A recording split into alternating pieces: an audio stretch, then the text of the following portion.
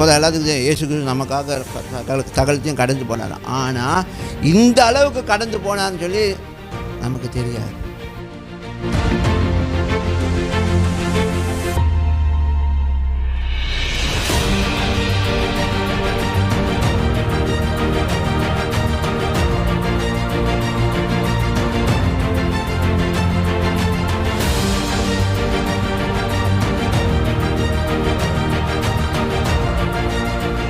சுவிசேஷத்தில் சொல்லப்பட்டிருக்கு. அப்படின்னா நம்ம இப்போ கேட்குற சுவிசேஷனில் ஆரம்ப நாட்களில் ஆதி சபையோடைய அப்போஸ்தலர்கள் பேசின சுவிசேஷத்தில் ஓகே, அதுக்கப்புறம் சில சபை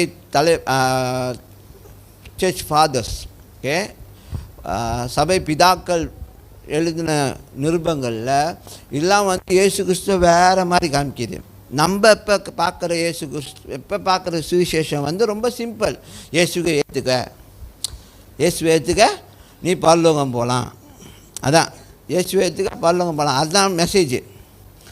நீ இயேசு ஏற்றுக்கலாம் நரகத்துக்கு போயிடுவேன். ஆனால் இயேசு கிறிஸ்து அதுக்கு வரல.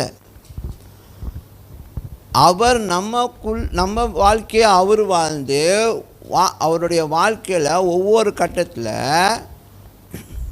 ஒரு கத்தியை கையில் வச்சுக்கிட்டு, ஒரு பெரிய பாறாங்கத்தியை வச்சுக்கிட்டு, நிறையா காடு முட்செடிகள் காடு அப்படியே இருக்கிற இடத்துல ஒவ்வொன்றாக ஒவ்வொரு பகுதியை முன்னுக்கெல்லாம் காடு பாருங்கள், அது ஒவ்வொன்றும் அவர் கத்தி அந்த அந்த அந்த தாசா கத்தியை வச்சு வெட்டி வெட்டி வெட்டி அந்த பாதையை செதுக்கி வந்தார். அப்படின்னா from the toe up to the head நம்ம வாழ்க்கையில் இருக்கிற எல்லா சிக்கலையும் ஒன்றா வெட்டி அவர் முதலாவது ஜெயிச்சார்.